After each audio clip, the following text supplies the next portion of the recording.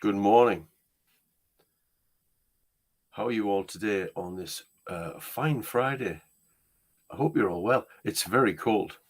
It's very cold out there. At least it is here in the northeast of England. Remember, we're global. Let's get the Facebook people in. The Facebook people are in. Excellent. It'd be nice if there was a seamless way to do this, but I have to go live here in one product and then go live once the stream starts. Facebook picks it up. But enough of this idle banter. How are you all doing? I hope you are. I've had a good week. I've had a good week. The pre-Christmas planning has paid dividends in terms of being able to just kind of maintain a steady state. Remember that it's that whole thing, isn't it, that I've talked about before, I suppose. I'm going to stop saying that I've talked about before, because you might not watch every day, so you might not know what I've talked about before. It's that whole thing, speed, space, and surprises, isn't it? It's finding that steady state of work and life, of everything we do. It's finding that steady state so that we just keep moving through things slowly. It's that Hamza thing that I keep mentioning. Slow's the fastest way to get to where you want to get to. So I've had a lovely week. Good conversations at work, some good planning. Yesterday I was with some lovely group of social workers and social care staff at Durham County Council, where we were talking about Mental Capacity Act, and in nowhere is it more evident that interpretation and clarity are really important. We think, don't we, that law, because that's what mental capacity act is, that if you don't know that, if you're not a social worker, or anybody else really, the mental capacity act's for everybody to be aware of, without getting into detail. So interpretation is everything. And what we came to the conclusion of was that while the group of staff I was talking to, while they weren't framing their practice particularly in the principles that underpin the Mental Capacity Act, they were practicing in a way that we could reinterpret into that. They just needed to know about the framework.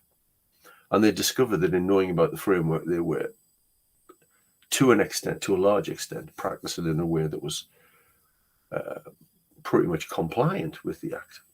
So that was interesting. So we reimagined the practice, I suppose, as we went through the day into the principles of the Mental Capacity Act. So interpretation is really important, as is clarity, because we needed clarity about what the Act demands of us. So it isn't just about that good practice kind of stuff. It's about thinking, how does that good practice fit? And am I doing all the right things, the subtle things, the little things, the tiny things? Am I doing right? So that was really nice. That wasn't what I was going to talk about, but that was really nice. I had a great day. It was a lovely day. Sometimes you get to a full end of a full day of training and you feel quite tired. And I didn't yesterday. I felt quite energized. I normally do after that session, which is interesting. I probably need to unpick that. And I think it's about the fact that it's a dialogue, and that's important, isn't it? Again, we've talked about connectedness, isn't it? That is really important. Being part of the tribe is really important. So yesterday, because I'm a social worker by profession, although I lecture in social work now, I'm still registered as a social worker. So I still think about social work a lot. And although they were children's social workers that I was with yesterday, and I was an adult social worker, they're still my tribe, aren't they? And there's something about that connectedness, those familiar stories that we talk about. So while I was recounting stories of working with people with dementia who had problems making decisions, they were able to relate that to 16 and 17-year-olds, which is kind of who we were talking about in the main. They were able to relate that to 16 and 17-year-olds who had, because of different cognitive problems, similar problems in making decisions. So I was with my tribe yesterday. So that's really interesting. So I think that connectedness, which I'm now towards the end of that Bruce Daisley book called Fortitude that I'm reading, nearly towards the end, and he's really talking about connectedness being really important, and the fact that there's resilience in our connectedness, resilience in our tribes, in our teams, in the people that we're that we hang out with. So, so that was important. So yeah, probably, and I've never thought of this, I'm just figuring this out now. Probably I feel relaxed after that kind of day because I'm with my tribe. Now, the day before, I was with a lovely, lovely group of primary school teachers. And I felt very at home because it's very much like social work. They were all women, they were all women. So, I'm used to talking to groups of social workers who are often largely women. Interestingly, yesterday there was a nice mix in the room, but it was still, by percentage terms, predominantly women. So I was talking on Wednesday afternoon. Now, it was 3:30 in the afternoon, so that's probably why after I left, I felt really tired because I get tired on an afternoon, we do anyway.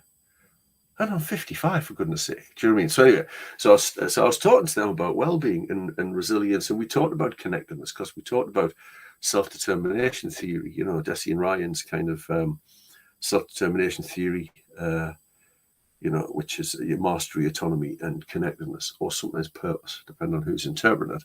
So we talked about those kind of things, and they were lovely group of people. But I felt tired afterwards, and I suppose that was because they're not my tribe. You know what I mean? So I was I was having to. It was a bit more of a twist, a bit more of a turn to translate stuff that I'm not. I was talking about well-being. Did I say that? It was a bit more of a twist to reinterpret some of the things for a different group of people who have similar challenges in terms of stress, overwhelm, and all that kind of thing. But nevertheless, their work is different. Mainly the thing is that they have less control over their days because their timetable is pretty much set for them. Whereas social workers, well, there's some of that. They have a lot of control over their diary when they do things, how they do things. So what was interesting was I made this big thing at the start, which I think is really important. How I think we try at work, we're demanded to do too much. I think that's generally speaking, just the whole world over. That's the way the world is. But also sometimes we forget that we can say no. So whenever somebody's asking for volunteers for this, that, or the other, people immediately, because often, especially in professional life, often things are just interesting. And you go, I'm really interested in that, really interested in doing that. So I'll say yes, when really our starting position should be no. Now that I've thought, you don't have to say it out loud, but now that I've thought no in my head, I'm not doing that. Now in your head, think, right, okay, now I've said no, let's think about whether there are any reasons to say yes. It's really interesting. Okay, that's a reason to say yes. It would enhance my career. That's a good reason to say yes sometimes. Career enhancement isn't everything. And actually, when I think about it, I do have some spare time that I could do that in. Oh, hang on. Yeah, I'll do that.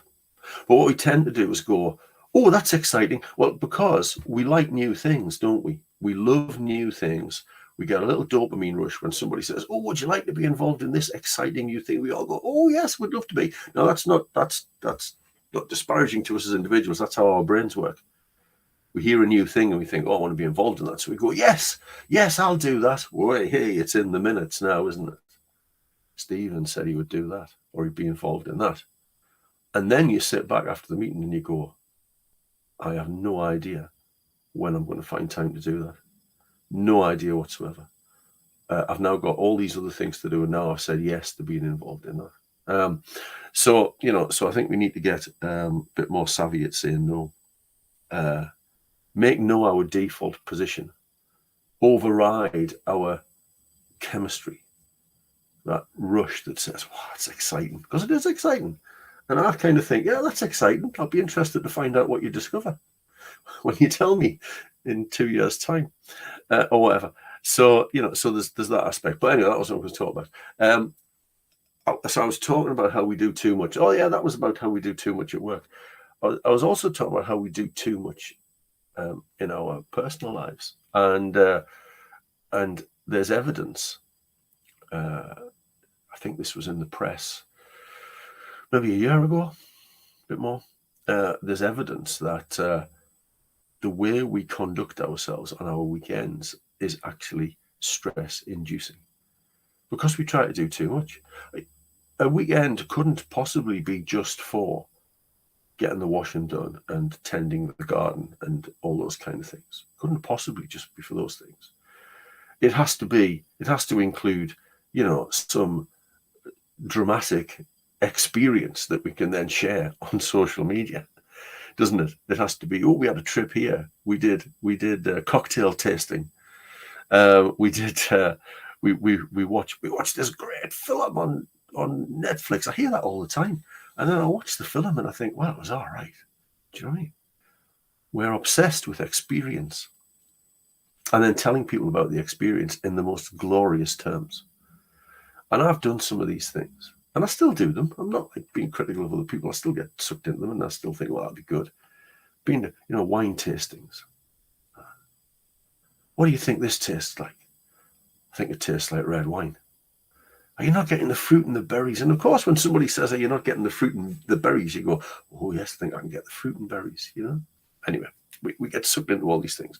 And I'm not saying they're not useful, and I'm not saying that they don't have the place. But what we do is we pack them into weekends alongside all the stuff that we have to do. This is why I always say I don't like this work-life balance idea. We're at work for 8 hours, we're asleep for 8 hours. We've got this other 8 hours every day and our weekends. We've got this other 8 hours every day where we're meant to do all the stuff that needs to be done and all the stuff we want to do. So no wonder we feel cheated as though work dominates, because it does. Work and sleep dominate our lives. But it's all right. But the sleep thing, we put that off, don't we? We go, well, I'll be all right. I'll go to bed a bit later, get up a bit earlier, whatever it happens to be. We do that because we can do that with sleep. We can take some control. I'm going to stop up. And that was in that Bruce Daisley book. He said one of the things why people go to bed late is because they feel a lack of sense of control at work. So when they're at home, they think, damn you all, I can control this. I can go to bed at 1 o'clock in the morning, having watched Netflix. But yeah, then you're up at 7, buddy. You know what I mean? And you're up then, and you feel crap all day, and have to do all the stuff that you have to do with your day. And then you feel cheated because you didn't get as much done. So you think, I'm stopping up till 1 o'clock in the morning doing this, that, or the other. And then you know the cycle. So I was talking about all of that. And I was talking about how we sometimes take on too much at work when we don't need to. Often we have to, I get that, place at work. And often we take on too much in our personal lives. Why not just do one thing every weekend? And as you know, that's Friday, isn't it? Oh, I haven't said it. 2 things. This Friday is the most important day of next week. And your weekend is to recuperate, recover, and prepare for next week, not from this week.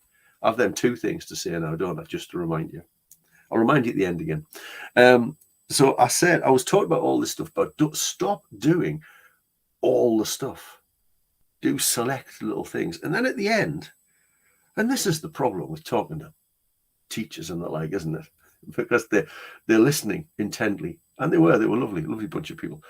And I said, I love the words of Hillary Clinton, who says, do as much as you can, as often as you can. And one of the teachers piped up, rightly so, because I kind of missed a word out.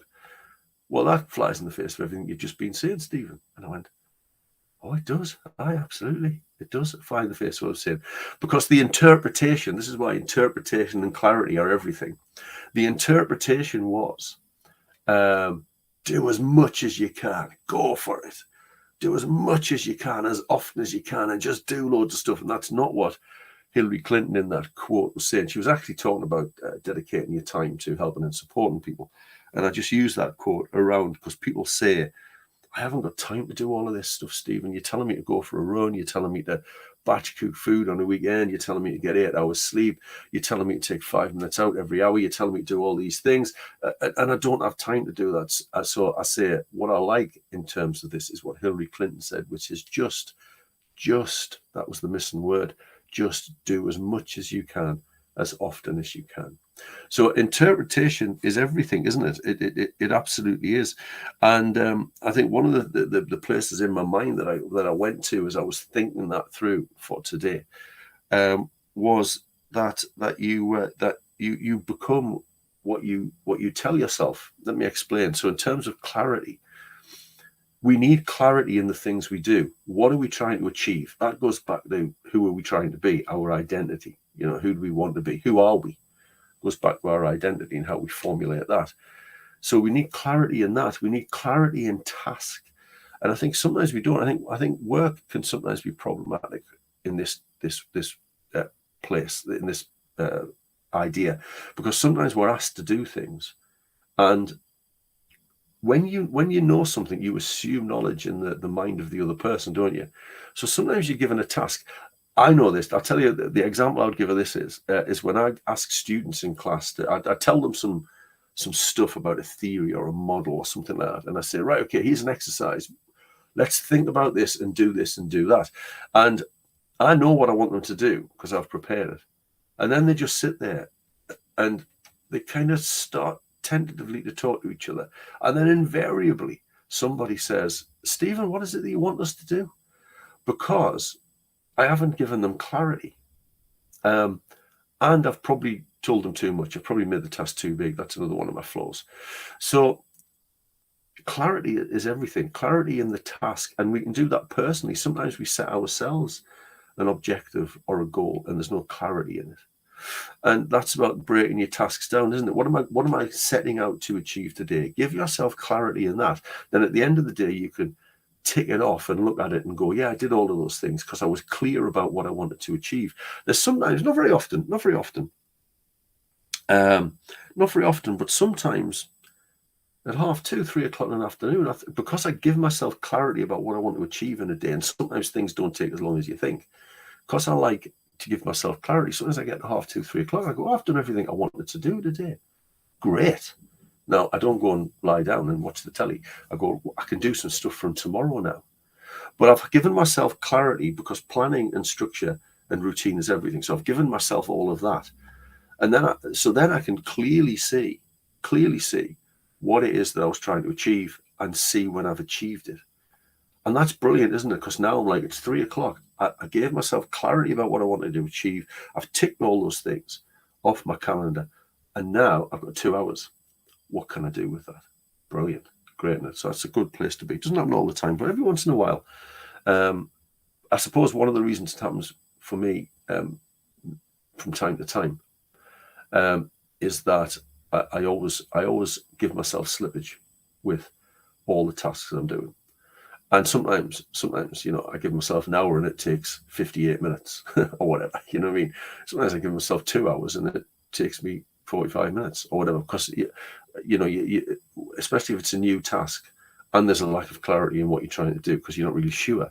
Sometimes you give yourself too much time. More often than not, you don't give yourself enough. So it's that planning fallacy. Give yourself more time than you think you're going to need. And then you can do other things with that time.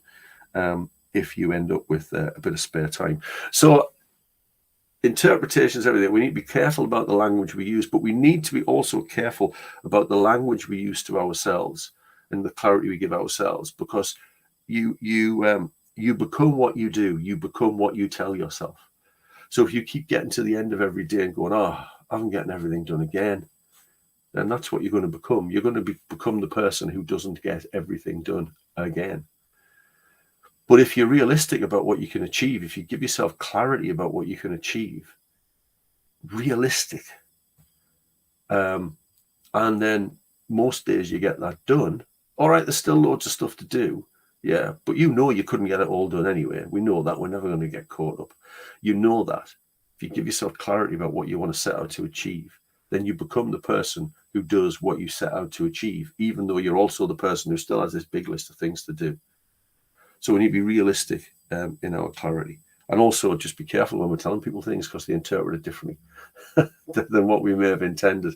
And the clarity in that Hillary Clinton statement was, I only needed to put the word just in front of it, or maybe explain, because it didn't explain very well, in relation to your self-care, in relation to having all of these things to do that are going to support you just do as much as you can, as often as you can.